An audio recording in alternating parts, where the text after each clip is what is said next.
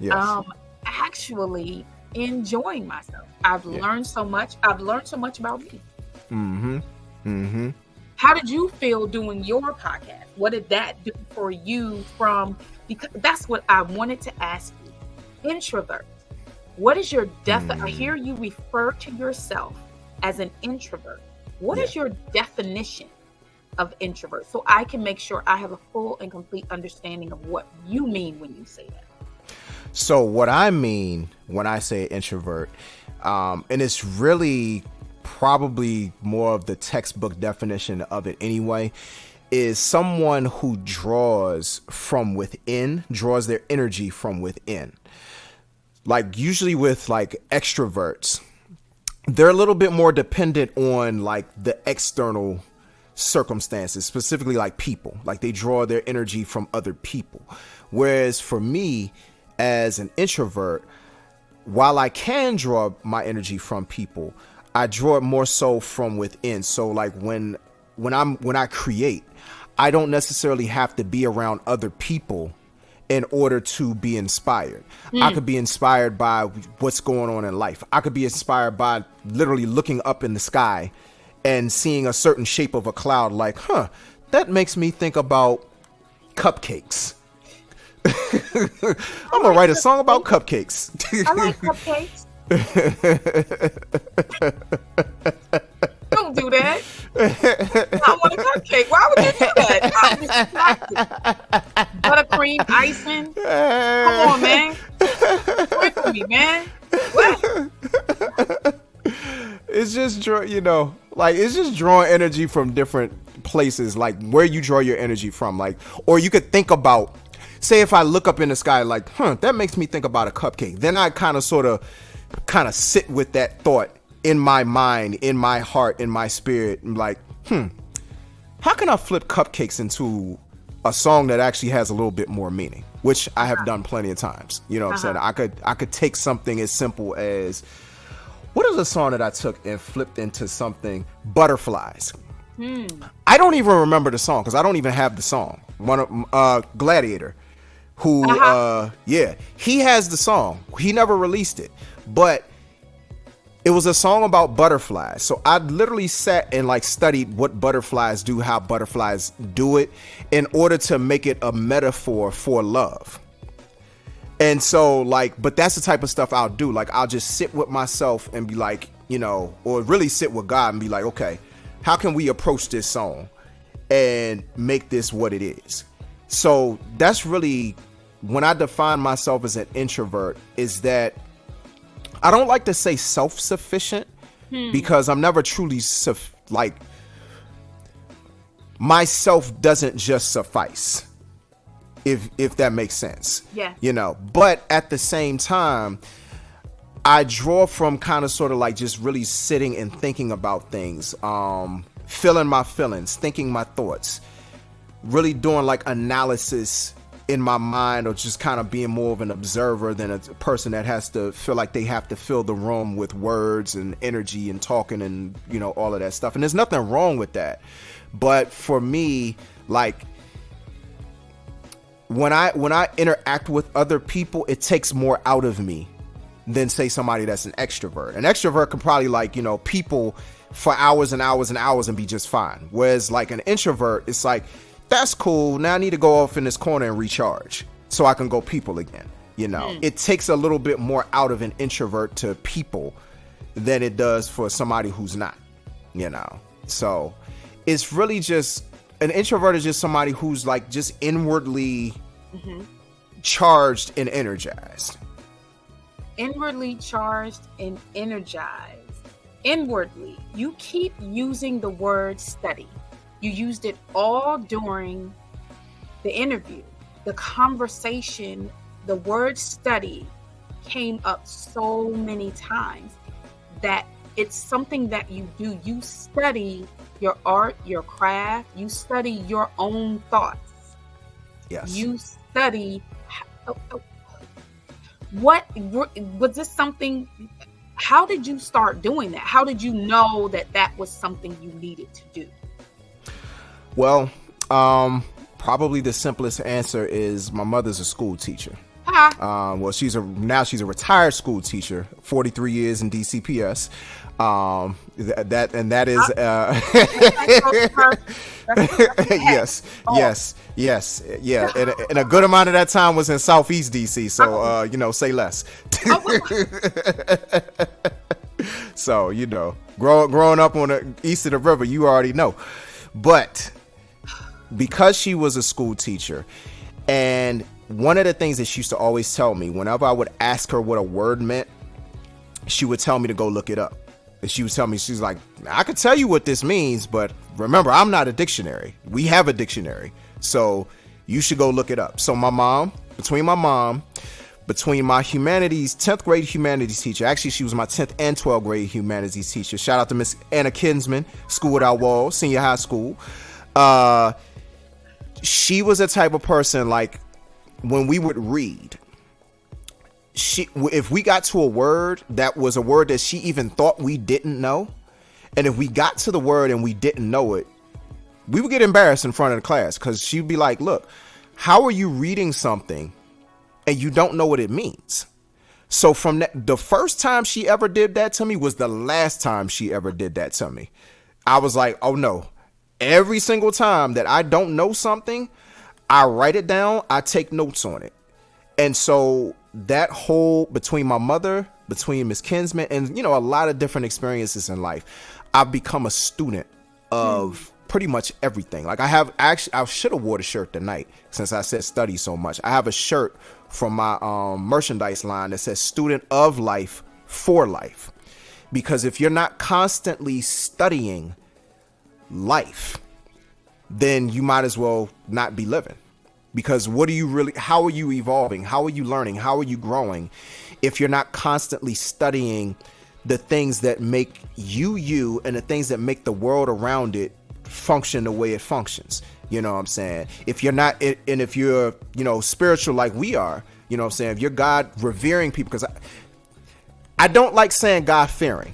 I like saying God revering. Yes. Because we are in reverence of God. We're not in fear of God, because fear and faith cannot coexist. So we're God revering people. We sit in awe of who he is. You know what I'm saying? So if you're not studying thyself to be approved, then how can you be? That right there. That part right there. And that is AJ Throwback, ladies and gentlemen. You have just been schooled on studying. That's how in depth that one word yields all of that information. Yep. Amazing you are. I appreciate you. Yes. My goodness.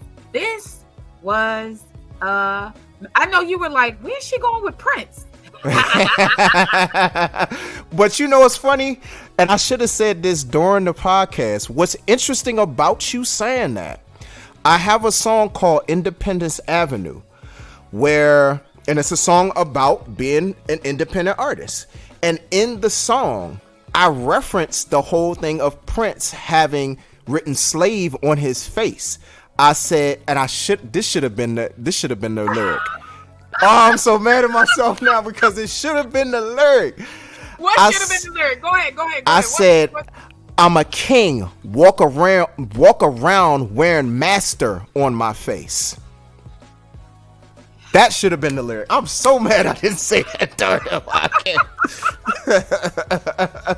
Because it's one of the illest bars I've ever written, because like instantly I had Prince in the entire time I was thinking about Prince when I wrote that song. The entire time. That's why it made sense, like, to me, that you used Prince. Yes. Because like I thought about that line, and I thought about everything he went through at Warner Brothers, and all of the nonsense that he had to endure, and the whole thing of him wearing slave on his face. That was so powerful. I was like, I don't ever want to be in that position where I feel like somebody is trying to take me for a ride and take my money, take my identity, take my likeness, take everything that I've worked so hard to build and say it's theirs. You created. Right. Everything you created. Yep. And say it's theirs. I don't have any right to it. I can't own my masters, you know. Yeah. That's why, like, I think about that. I also think about, there's a line Jay-Z said in this song, No Hook, where he just simply said it: slaves, own your masters. And that bar alone could have so many different meanings, but for somebody who ended up walking away when he ended up starting Rock Nation, leaving Def Jam, leaving Rockefeller, he ended up taking his masters from all of his music that he did with Rockefeller under the Island Def Jam pool, and he owned his masters. And from there, it was like, I look at what Prince went through, I look at what Jay-Z went through, and it's like, that's how I want to move. Yes. Like, and it's not just the ownership of saying, oh, I just own it. It's about making sure that you've done all of the business behind owning it. It's not enough just to own it. Yes. But you got to put the business behind it. You got to make sure that you cross all the T's, dot all the I's, and if you got an uppercase Q, slash all your Q's, you know? Because otherwise it's just an O. You just look at oh my goodness. Oh, what happened? Exactly. See? Oh, see? Man. Exactly. Home Alone. Oh. You picked up exactly what I was putting down. I can't do this. Oh my goodness. All of that. Wow. Okay. Yeah. Yep. That was amazing. Yes. This is still stuff that can go out. Yeah. Because I recorded it, so I'll give it to you. I appreciate it. And yeah, that's hot. Yeah. That's hot. Yeah. That's hot. Yeah. That was hot. Yeah. Now you're making me think. I thought when I started the show, I said everybody is like, what? What? And that's kind of me. Having people really be lost at the beginning, it's only for the people that are waiting for the other shoe to drop. Yeah. So if you log off going, yeah, I don't know what this is about. If you don't stay for the punch. Yeah, exactly. I don't know what to tell you. I don't know what to tell you. That's just how my mind thinks. I just jump right into something and you're going, what? Even the domestic violence one I did. Just starting with the fact that Tina Turner had just passed. Yeah. To go to Ike Turner and everything, and then the fact that I didn't even realize Independence Day is coming up. And look at what I titled the episode. Yep. Those are my nods, my winks from God. You're on the right track. Doing the right thing. Veterans Day, I had no idea I was interviewing a veteran until an hour before somebody texted me. It was like, so apropos, you're interviewing a veteran. I was like, what? Wow. I am. Look at God. I had no idea. Yeah. I had no idea. Yeah. So when I say God is really, I know that I'm doing the right thing. I know that I'm not doing this just to hear myself talk or to be in front of the camera. My kids even know. They're like, wait, you on social media? I didn't start Instagram until December the 22nd. We're only, how many months into this year? The 7th, we're going to go into the 7th month. So that means I've been on social media for 7 months. Yep. Already started a podcast. I'm not going to lie. When I saw you get on social media, I was like, hold on. Like, yes. You joined immediately. yes. I was like, Marion on social. Boop. Let's go. That thing is so. My kids was like, you told us we can't do anything. I said, yes, kids know. Right. You know where I work. You know what I see. Right. I'm like, yeah, nah, we're not doing that. If you're going to make your mistakes in life, you're going to make them in private. Like I got a chance to make mine. Right. I made mistakes. So I never, ever held them to this unrealistic expectation of perfection, but my goal was to make sure you didn't live your life out in front of everybody. Mm-hmm. Mm-hmm. And you were able to make your mistakes in private. Yep. Those are to be made in private. I couldn't get, well, I'm like, why are people out here with their phones up just posting random people? I was in McDonald's with somebody and she was like, oh my goodness, I gotta post this. And I'm like, what are you posting? I turn around, it's a little kid at the counter in their thermal sleeping clothes. Yes, it was July. Oh, wow. Yes, those were clearly flannels. But I'm like, that's a kid. Right. It's certain things like you got to know the limits, you know. I think, and people I talk to all the time that's from a certain generation, you know, I mean, we from that generation for real. Like, if you pulling out phones, people looking at you like, what you doing, bro? Like, you the popo? Like, what's up? Like, that's, you know what? We the ones that came up with the phrase, what happens in Vegas. Right. Exactly. So there shouldn't be a recording of it on your phone. Nope. If you were the only people who knew was the people who was there. Exactly. But now it's cameras everywhere. But the crazy thing is, this is me and my conspiracy thinking. But watch it. Watch. This is the last thing I'm gonna say. Watch. They wanted to pass a bill to put cameras everywhere.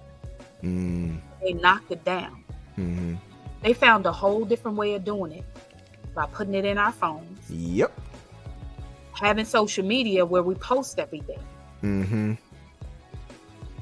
And then having people do the door ring. Yep. Inside cameras. Yep. All of that. Yep. They found they said no, we're not going to do it, but then they found another way for us to do it to ourselves. Yep. Big brother's watching. That part right there. Mm-hmm. So I used to take my laptop and put a sticky on top of my camera, and my son would be like, "Why do you keep doing that?" I said, "Yeah, I don't. It's just me. I don't trust it." Yeah. So I put stickies on top of the camera on my laptop, the camera on my TV. Like, why my TV got a camera? Nope. Post it. Mm-hmm. Mm-hmm. We're going to cover all of those. We just going to do that. Yeah.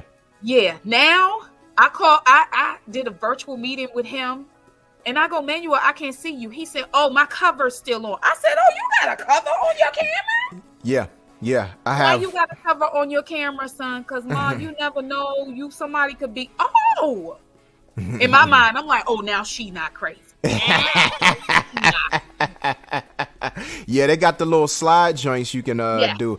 I actually need one for my phone because I have one for my laptop. Like, if I'm not doing something like this, I just whoop. Yeah. And like, nah. On my phone, I wouldn't take it in the bathroom in the shower because one time I looked down and on my phone there was literally a picture of me in my towel going to turn the water on my phone. Oh, wow. I said, wait. Never mind. Mm-hmm. I just stopped taking it in the bathroom. It sounds crazy. So I would love to have, because I used to put tape on top. I used to tape the sticky part on top of my stuff. My son, Ma, listen. I don't care what you think. It's what I think and make me comfortable. I'm good. I ain't making you put one on yours. Right. Put it on mine. So yeah. All right, I'm gonna leave you alone now. I appreciate you. Thank you. I appreciate you. This was excellent. Excellent. I had a great time tonight. Listen, you should have had a great time. Do you know the work you made me put in? You talking to someone who knows more about music than you? Yeah, nah. Tell that brother stay on the other side of the room. No, I don't want to interview him. I'm like, wait, what? I was watching interviews of you, and I was like, okay, that dude asked this. This dude went, he unpacked a whole big old. He asked for this much. You gave so much in-depth information that it's impossible for someone to not have a full understanding of what you were speaking about. So as I've seen you interview, very good. Amazing interviewer. Thank you. But to see you be interviewed and the command and authority that you have on the topics that you discuss, and the way that you just catch the question and go, oh, okay, let me, ooh, there you go. Mm-hmm. But I'm not just sending one ball. It's going to, Yep. it's going to be so much information. It's undeniable that I know what I'm talking about. It's so rich in history. You can see the study of the things that you do. It's just so rich, and the love that you have for it is evident in what you do. And the love that you have for the information to be out and be accurate and to be known, because you take it and you simplify it in such a way that you definitely, somebody can walk away. Every conversation I have with you, I walk away with a better understanding of whatever that is I asked. And that's exactly how you do as the person that is being interviewed. So I thank you for the example of being an interviewer. And yeah, I'm gonna have to listen. I had to step my game. I had to step up. Girl, this boy ready for him. You better know that Sugar Hill Gang song. You better know. I can't go, what's that? That's not good enough. You got to be, listen, this dude up here. You can't stay down here and let him, you need to come. I need you to get up here. You can have this conversation. It's best to have a conversation at least in the same realm, on the same level. And I really do appreciate you. Because of you, I did have to raise the game, raise the bar, and I appreciate it. Thank you. Yeah, no doubt. And it's so funny that you had mentioned Sugar Hill Gang, because I'm glad that you said it, because I didn't get to say that when I was saying like the records that were laying around. Like the most memorable one that I remember was the label. You know, with the vinyls, they had the little stickers on the label, and the Sugar Hill Gang always had one of the coolest ones to me, you know, because it was just so like them Solar Records. And it was like another one. I want to say it was like Casablanca Records. They all had like some of the coolest stickers on their vinyl because it was so colorful and so intricate. You know what I mean? Like Sugar Hill Gang, like just like that little colorful, like how it would curl around and all that, and it was blue. I was like, yo, they joints was like that. Like I absolutely like it made me want to listen to their music. You know, like I didn't even have to see like the album cover. Just show me a really cool sticker on the vinyl, and like you'll get my attention. You know. So even in that, even the sticker on the vinyl, do you remember 8-tracks? Oh yeah. Your what? Well, when my uncle, so like I never actually listened to music on 8-tracks, but my uncle, may he rest in peace, my Uncle Raymond, he had a bunch of 8-tracks just laying around. He had an 8-track player that didn't work, but he had a bunch of 8-tracks laying around. I was like, what are these? And my mom was like, those are 8-tracks. I'm like, what are 8-tracks? He was like little, they were like cassettes before cassettes. I was like, oh, okay. Right, and then cassettes. But then the 45, and then the whole album. Yep. And then you go to, now everything is digital. Yeah. How do you feel? Would you like to put your music out as an album? Yes. An actual vinyl album? Yes. Like when I put out my full-length album, I want to pull it out. I want to put it out on vinyl. I want to put it out on vinyl, and I want to put it out on cassette, and I want to put it out on CD. I want to put it out on all the mediums that I came up with. You know what I'm saying? Like I came up on CDs, I came up on cassettes, I came up on vinyl. So I want to be able to put the album on all of those mediums. Number one, because I came up on it. Number two, and this isn't bragging. I don't want it to come across as bragging. This is me just understanding the greatness that I put into what I do and the effort that I put into what I do. I feel like my album will be vinyl worthy, because not all albums are vinyl worthy. Ooh. You know. You know, some albums like you could have just put that on MP3. That was fine. That was cool. You know, you could have just left it there. Like this project that I'm putting together, like this is going to be a vinyl worthy project. So I definitely want it on vinyl. A vinyl worthy project. Come on here. Yeah. A vinyl worthy project. So because when they give awards, they still give you out a gold record, a platinum record, even though most things now are digital. That's right. Because it's like, you know, what are you going to do? A gold or platinum or diamond? I don't even know what like the equivalent for an MP3 or a wave or whatever would be. It's like, right. I don't know, a flash drive, a gold. Benalugi. Right. Benalugi. Yeah. You know. Yeah. So my favorite album was Purple Rain. I literally was able to go and get a 45 from the record store, and it had him on it. And the album itself was purple. Yeah. Just the things that you could do with albums. My God. My favorite, I can't lie. The one that I wore out, I used to listen to Al Jarreau. I used to listen to Phyllis Hyman. I had Prince on repeat all day, every day as I would go and come back from. It was 2 hours to get to school, 2 hours to get back from school, and lunchtime. Yeah. That was Prince.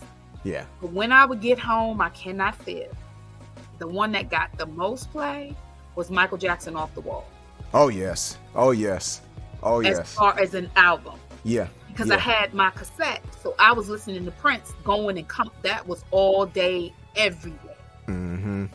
But that Off the Wall album, oh my gosh. Yeah. And there's always a debate on which one is better, Off the Wall or Thriller. When I was a kid, I would have said Thriller. But as an adult who's lived, who's sat with music a little bit more, and when I really listen to I won't say the purity, because Thriller has its own type of level of purity musically, but Thriller is a little bit more polished than Off the Wall, whereas Off the Wall still has a little bit of grit to it that I like. You know, like it's like the end of disco, but not disco. Then you think about a song like I Can't Help It, which is like the blueprint for like so much theory, music theory that gets learned. Like I feel like everybody learns I Can't Help It. They learn how to play that song if you're a musician, you know what I'm saying? So you don't have a song like that on Thriller.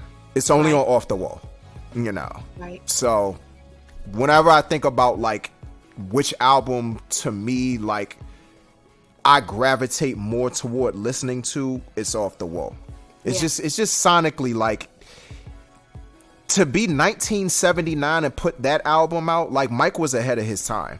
Yeah. Quincy Jones was ahead of his time. Rod Temperton was ahead of his time. Yeah. You know. And that's somebody who does not get enough props. Rod Temperton, who was with Heatwave. That was the group that he was with. And the stuff that he was involved in, whether you're talking Heatwave, whether you're talking Michael Jackson, whether you're talking George Benson, like pretty much anybody who Quincy Jones was touching back in the late 70s, early 80s, James Ingram, Patty Austin, you know, the list goes on and on and on. Like, whenever I think about the Neptunes with Chad and Pharrell, I almost want to say that, like, Rod Temperton was the Chad and Quincy Jones was the Pharrell. Because Quincy Jones was the face guy. Like, everybody knew Quincy. Whereas not everybody kind of sort of knew who Rod Temperton was. But Rod Temperton had so much, like, musicianship, songwriting abilities going on for him. He was like the secret weapon, you know, of that whole thing going on, you know. So you put him and Quincy Jones and Michael Jackson together for that first album that they did together. I mean, it was just incredible. It was just incredible, you know. Right. So that's how I feel about Prince. I think that Prince is such a unique style. Nothing he would put out things nobody was putting out. Under the Cherry Moon. Yep. Nobody was putting out anything like Purple Rain. Nobody. But he was never mistakenly, by our culture, we never mistook that he was talking to us. To me, I never mistook that he was talking to me, telling my story or anything. Nothing in me ever. Sometimes an artist comes out and they do different types of music, and our culture will go, oh, they're not with us. So if any, I never felt that way about Prince, but I feel like his music was always so unique. It was nothing like it. Nothing could compare. That's crazy. Nothing compares. Okay, because that's also him. Wait. You found a song. So yeah, it and so that's how I feel about. And I think he purposely made sure he was unique and different. I don't think he wanted to look like anyone else. I don't think he wanted to sound like anyone else. I think he took his craft very seriously, to the point that he taught himself over 20 instruments. Yeah, that's incredible. He taught himself by ear. Yeah, that's incredible. All of those instruments. And then his first album, he played all of those instruments. That was all him. Yeah. Just to be that intricate, to be 15 and go, yeah, nah, not unless I want to produce my own stuff. There's nobody that I know is going to be able to do what I envision for me, the way that I see for me. I don't want to sign. So he already knew in his mind, yeah, if I sign that paper the way you got it written, I have to do whatever you say. Right. You get to pick my clothes. You get to pick my songs. You pick the producer. I have to record whatever you say I have to record. I want to record what I want to record. So the freedom that he got just from that first move of not taking the contract for 4 years, for them to understand, dude, he's really not going to sign this paper. No, I'm not. Yeah. You need to fix that. I'm not doing it. Yeah. That's why I connect with him so much, like artistically and business wise, because this is something a lot of people don't talk about when it comes to Prince. Prince was like one of the first artists to sell his music on his own website. He was kind of Bandcamp before Bandcamp was, because he had to figure out a different way to do this thing than what was being done at the time. Like, you're talking about, this is the late 90s that he did this. Like, Prince is always ahead of the curve in some form or fashion, whether it's creatively, whether it's business wise, and he had to get jerked in order to, be ahead of the curve. But he managed to do it in a way that, because I think I remember hearing him, I don't know whether Nas told the story or whether somebody told the story about Nas, but Prince pulled Nas aside and told him, like, basically taught him how to be better at his business.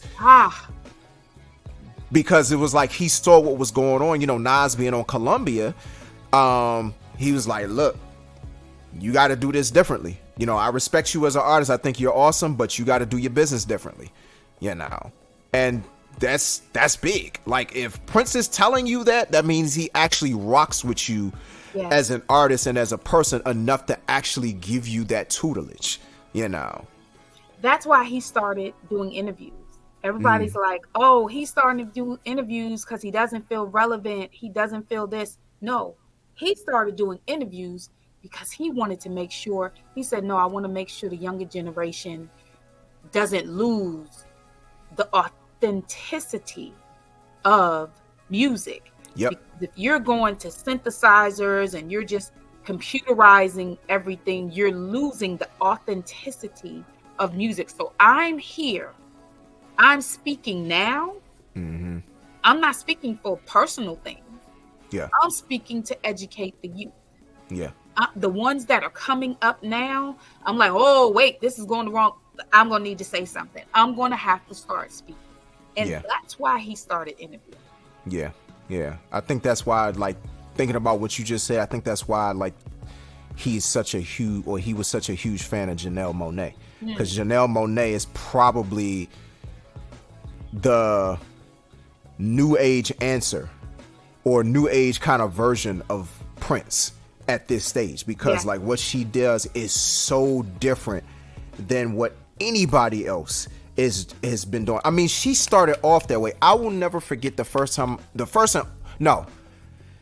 of 2 times. I've actually seen Janelle Monáe live twice.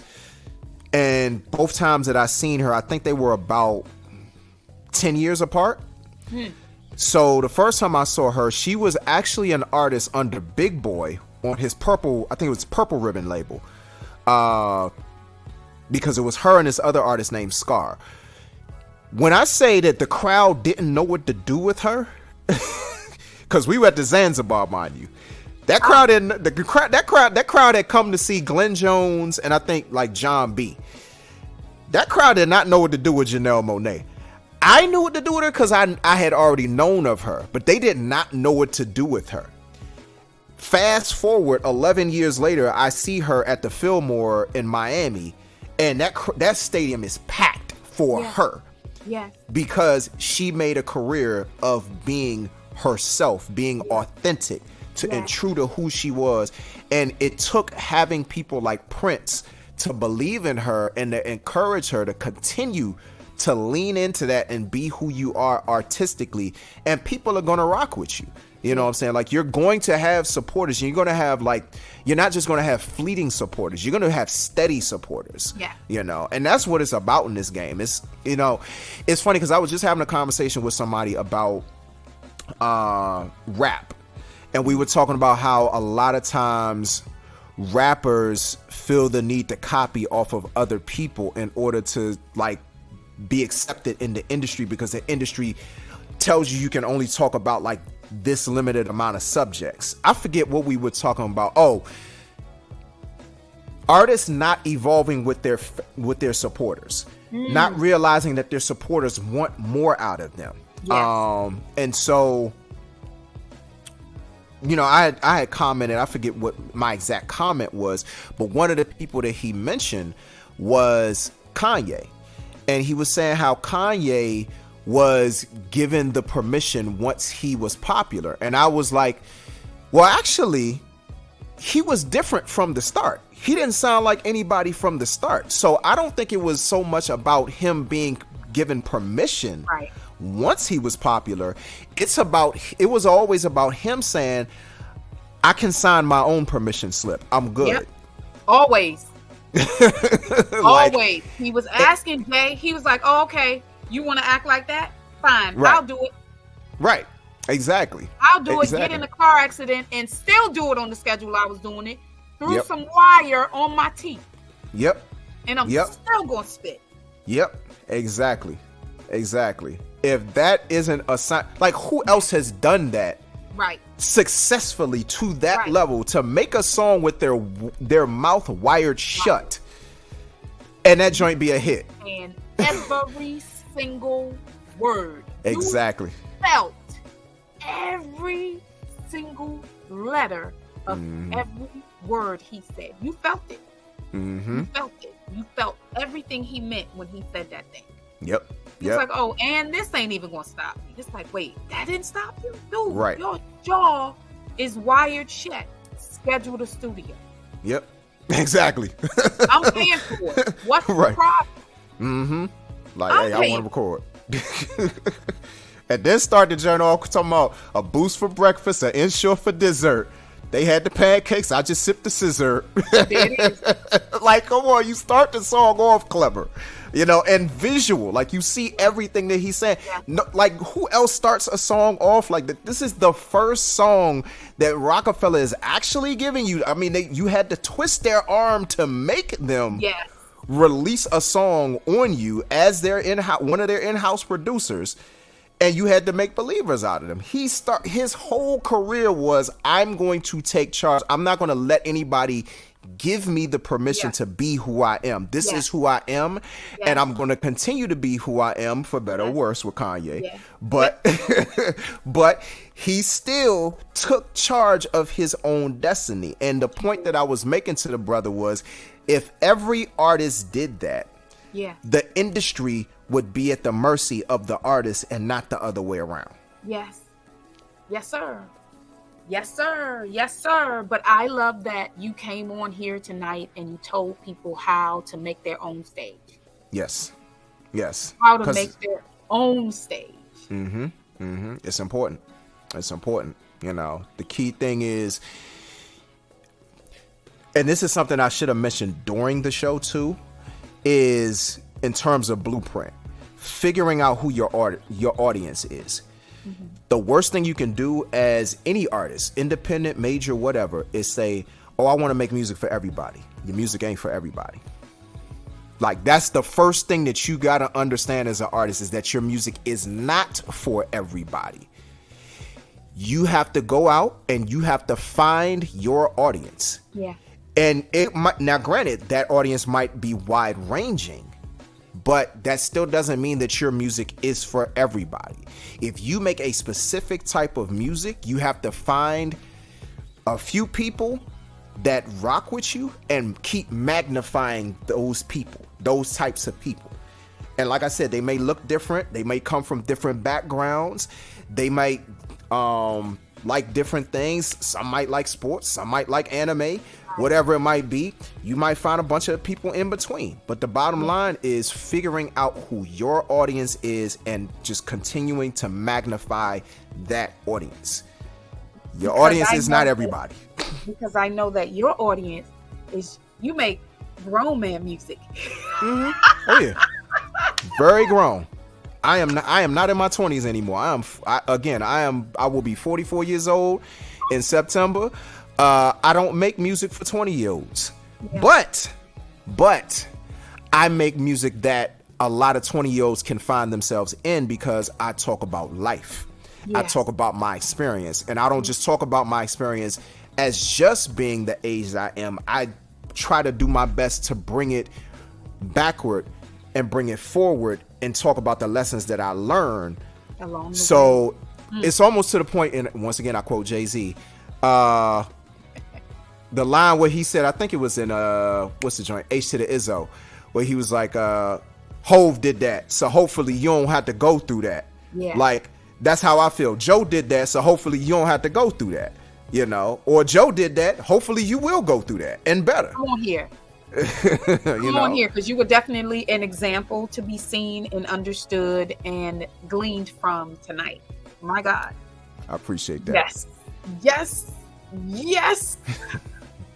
So excited. All right. So our next time we'll be together, do you know when we would be able to discuss Escape? And you were talking tonight. You said that there are songs that have, because that's what I think Escape needs. You do it at the end. You change